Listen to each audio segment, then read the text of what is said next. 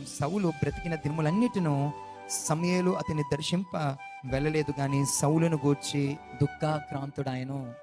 చివరగా మీలో ఎవరైనా దేవునికి దూరం అవుతున్నారంటే ముందు దుఃఖపడేవాడు దేవుడు, తర్వాత సంఘ కాపరి. నిజంగా సంఘ కాపరికి ఎంత వేదన ఉంటుందో తెలుసా? చాలా బాధ ఉంటుంది. పిల్లలు త్రోవ తప్పిపోతా ఉంటే ఆ సంఘ కాపరి సరిగ్గా నిద్రపోలేడు. సంఘ కాపరికి ఎక్కడో దగ్గర వేదన, బెంగ. ఈ యొక్క సౌలు జీవితంలో దేవుడు ఉన్నతమైన స్థాయిలో పెట్టాడు, కానీ అది నిలవబెట్టుకోలేకపోయాడు.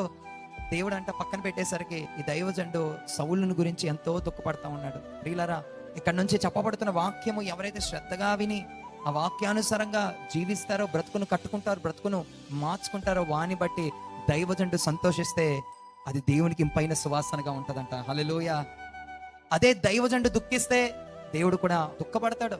దేవుడు వీణ్ణి ఎందుకు నేను రక్షించానని బాధపడితే మన యొక్క జీవితము భయంకరంగా మారిపోతుంది.